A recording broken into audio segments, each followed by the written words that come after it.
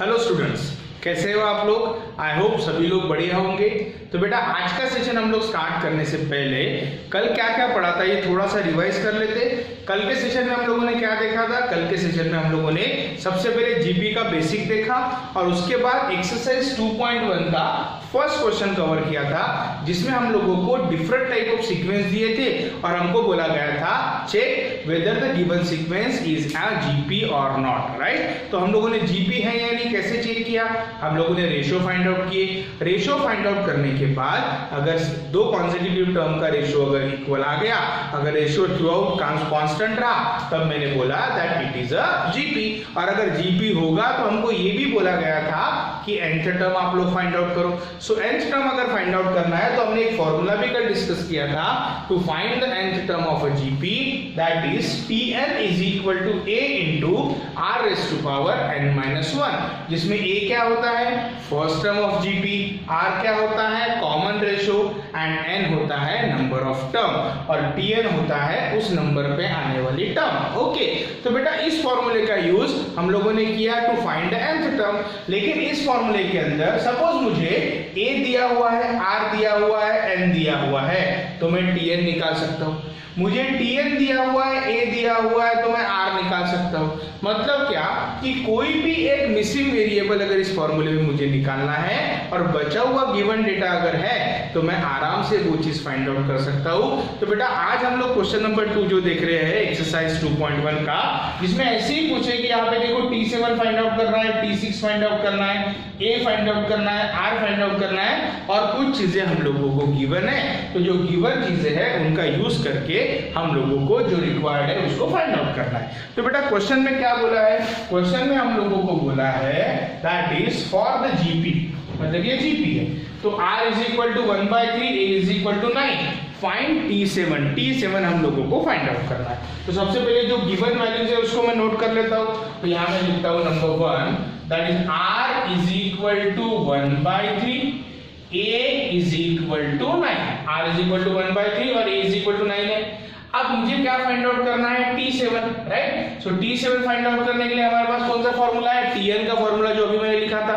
So therefore we have Tn is equal to a into r raised to power n minus 1। बेटा formulas लिखा करो, जितने बार लिखोगे उतना वो फॉर्मूला याद हो जाएगा। सो T7 निकालना है तो यहाँ मैं लेता हूँ T7 is equal to a into r raised to power 7 minus 1।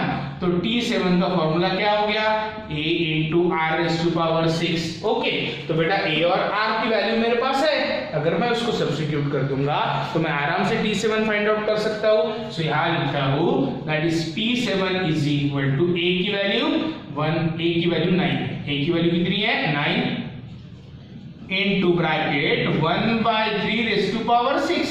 So that is T7 is equal to 9 into 1/3 raised to power 6। 1 का पावर 6 वही होगा, नीचे आएगा 3 का पावर 6। अब यहाँ पे कट करने के लिए मैं क्या करता हूँ बेटा, 9 को 3 के पावर में कन्वर्ट कर देता हूँ। तो ये होगा T7 is equal to 3 square into 1/3 to the power 6। अब यहाँ पावर 2 है, यहाँ पावर 6 है, पावर में से अगर करेंगे तो बेटा माइनस करेंगे तो ये होगा 3 raised to power 4। So T7 is equal to 1/3 raised to power 4। यहाँ 2 बार 3 है, यहाँ 6 बार है, काटेंगे तो 3 raised to power 4। So T7 is equal to 1/3 raised to power 4, that is 1 कितना आएगा 81। तो देखो बेटा कितना सिंपल क्वेश्चन है। हम लोगों को a और r दिया था और क्या फाइंड आउट करना था, T7 फाइंड आउट करना था। तो T7 तो इजीली फाइंड आउट होगा, कौन से फॉर्मूले से, Tn के फॉर्मूले से, that is Tn is equal to a into r raised to power n minus 1। ठीक है, अब से करते हैं सेकंड क्वेश्चन। सेकंड में हमको दिया है a is equal to 7/243।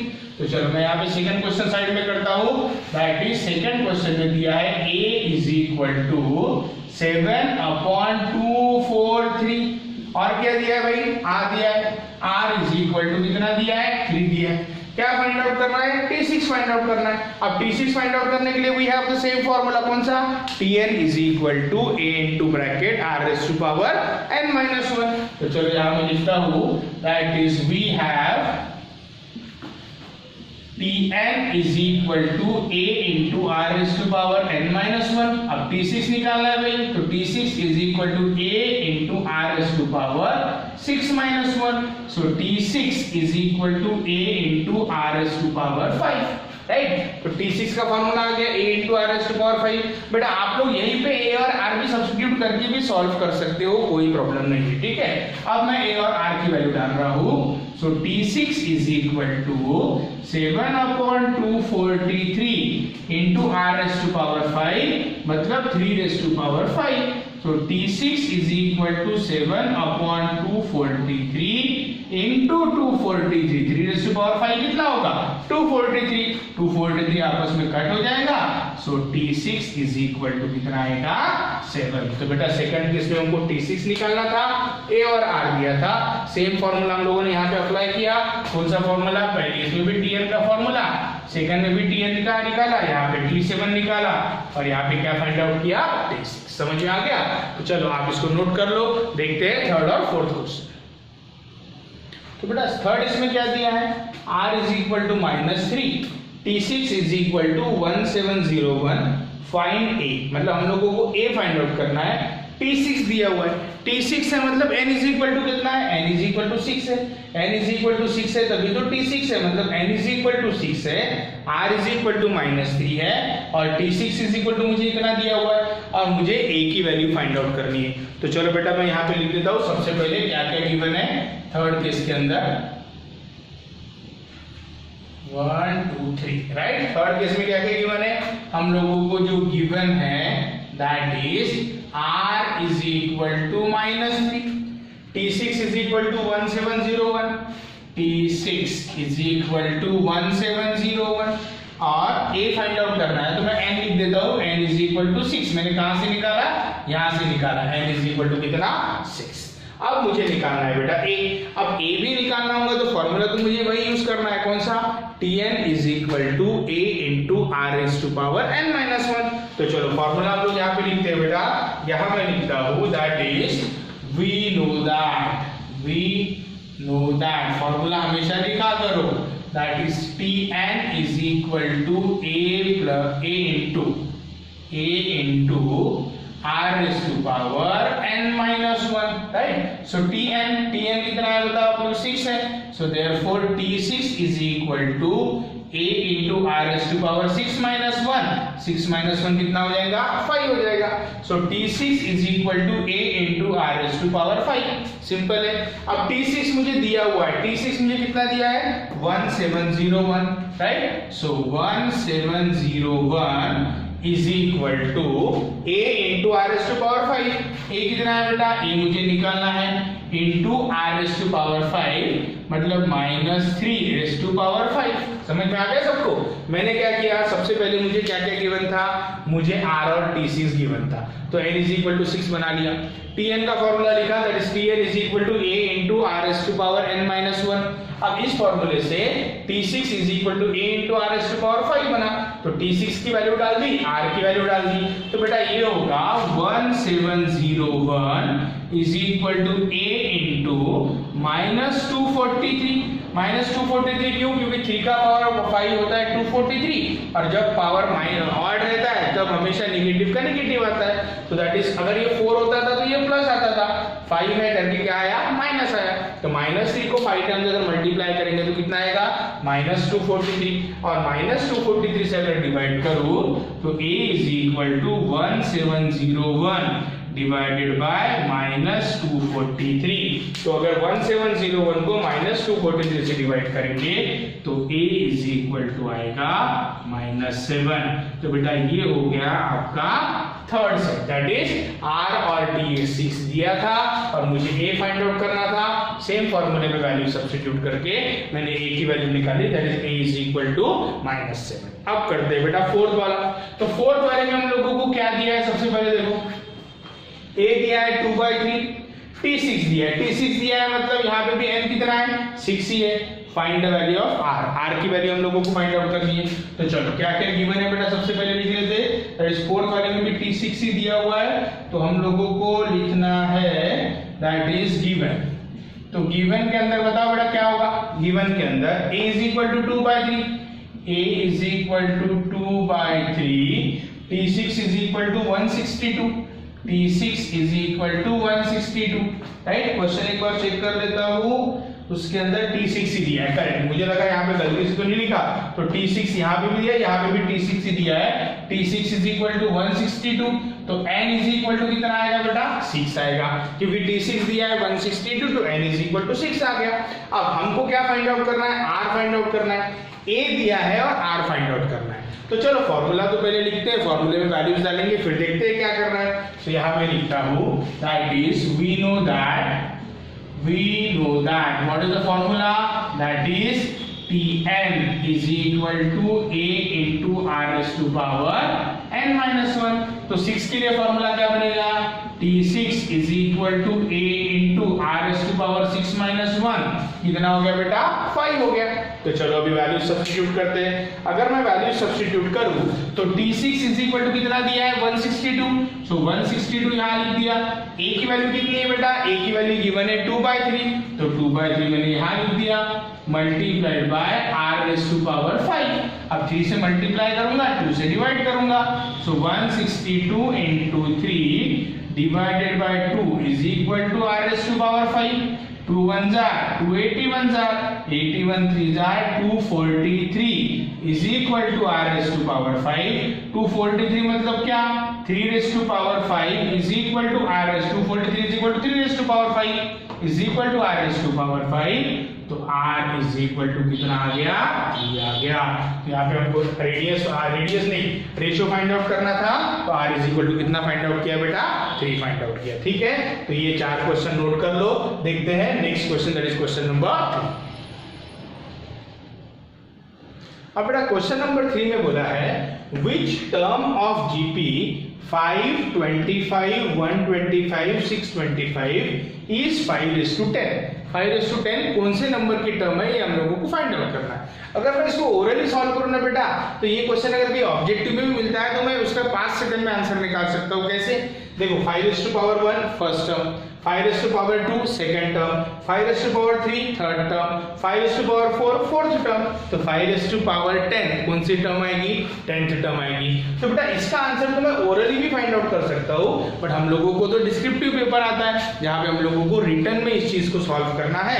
तो ये चीज हम लोग कैसे फाइंड आउट करेंगे, तो which term of GP, which term मतलब कौन सी टर्म, पहली टर्म, दूसरी टर्म, तीसरी टर्म, nth टर्म मतलब n हम लोगों को फाइंड आउट करना है। which term of the GP is 5:10। तो मुझे यहाँ पे क्या फाइंड आउट करना है, टर्म तो D है 5:10, तो मुझे फाइंड आउट करना है n फाइंड आउट करना है। ओके, तो सबसे पहले जो गिवन है ना बेटा, उसको मैं लिख देता हूँ। तो सॉल्यूशन के अंदर सबसे पहले मैं गिवन वैल्यूज लिखता हूँ, क्या क्या गिवन है हम लोगों को। तो सबसे पहले गिवन GP इज क्या है, 5, 25, 125, 625 and so on। So here सबसे पहले a is equal to 5, r is equal to क्या होता है, ratio 25/5, that is 25/5 that is equal to 5। कोई भी इसका रेशो निकाल लो बेटा, वो आ गया 5। और हम लोगों को क्या फाइंड आउट करना है, n, लेकिन हमको दिया है Tn, कितना दिया है, Tn 5:10 दिया है, Tn is equal to 5:10। मतलब ये 3 चीजें हम लोगों ने यहाँ पे फाइंड आउट की। सबसे पहले a is equal to 5, r is equal to 5 and Tn is equal to 5:10। ये मैंने कहाँ से निकाला बेटा, GP से निकाला। जो GP मुझे दिया था a निकाल लिया, 2 टर्म का रेशियो निकाल के लिए r निकाल लिया, और Tn कितना दिया है मुझे, 5:10। तो बेटा I have a formula, that is what we know that is we know that what is the formula, tell me। Tn is equal to a into r raised to power n minus 1। Okay, तो बेटा मुझे यहाँ पे n find out करना है। सो Tn is equal to कितना है, 5:10 is equal to 5 into 5 n minus 1। 5 मैंने क्या किया, a की जगह पे भी 5 सब्स्टिट्यूट कर दिया और r की जगह पे भी 5 सब्स्टिट्यूट कर दिया। अगर मैं यहाँ पे इंडाइसिस का लॉ लगाऊं तो 5:1 into 5n minus 1, तो ये होगा 5:10 is equal to 5 1 plus n minus 1, power की एडिशन होती है। हम लोग जानते हैं कि a raise to power m into a raise to power n is equal to a raise to power m plus n। तो 5 raise to power 1 into 5 raise to power n minus 1 is equal to 5 raise to power 1 plus n minus 1। तो बेटा 1 cancel हो गया। So 5 raise to power 10 is equal to 5 raise to power n। तो अगर मैं इन दोनों चीजों को कंपेयर करूं तो मुझे आप बताओ n इज इक्वल टू कितना आएगा, 10 आएगा, क्योंकि 5 का पावर 10, 5 का पावर n, तो n इज इक्वल टू कितना आ गया, 10 आ गया। तो बेटा ये तो मैंने फॉर्मूले से निकाला, लेकिन ऑब्जेक्टिव में ये सवाल आया तो हम लोग ओरली भी निकाल सकते हैं, जैसा मैंने पहले बताया। दैट इज 5 का पावर 1 फर्स्ट टर्म, 5 का पावर 2 सेकंड टर्म, 5 का पावर 4 फोर्थ टर्म, तो 5 का power 10 10th term. So n is equal to 10 आ गया। तो हमको बोला गया which term of GP is 5 raised to power 10, तो फाइनल आंसर क्या रहेगा, 10th term of given GP is 5 raised to power 10। ठीक है, तो चलो इसको नोट कर लो। एक लास्ट क्वेश्चन आज के सेशन का और डिस्कस करें।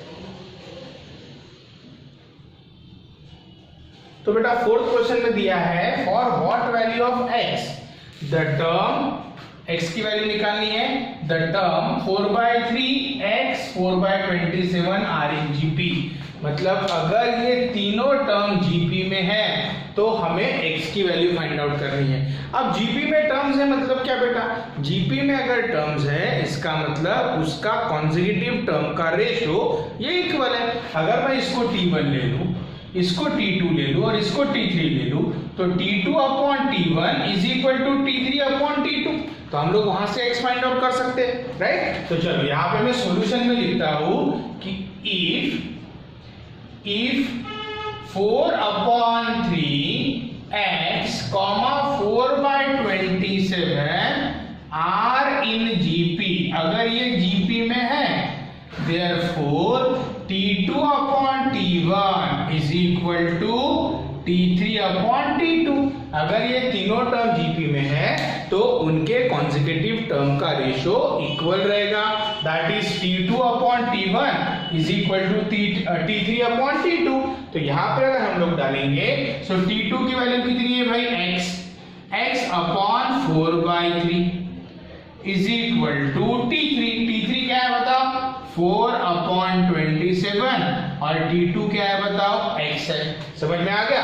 तो चलो हम लोग क्रॉस मल्टीप्लाई करेंगे, so x into x is equal to 4/3 into 4/27। So x into x क्या होगा, x² इज इक्वल टू 16/81।